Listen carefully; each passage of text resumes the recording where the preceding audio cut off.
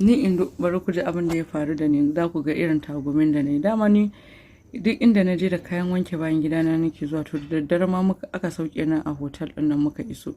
Na shiga na wanke ko ina, na wanke su jikin bango, still labin ba, ina jiran safiya ta yi. Na zo na kwanta na kasa bacci, tashi in zauna jikina dai ya tsargu, na jin wani iri kamar aljanu a cikin hotel ɗin, fatalwaye ne ma ba aljanu ba.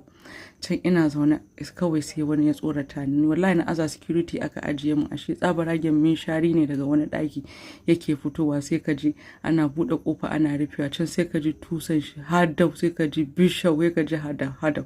Haka dai na kasa bacci, ga jikina bai bani ba, sai ji kamar ban da lafiya. Wallahi datti ne a cikin hotel ɗin nan, ƙasan gadon su ne nan, ɗan adam ne yake kwana a cikin nan wurin. Na ji dai bacci na babu shi, ban iya bacci ba.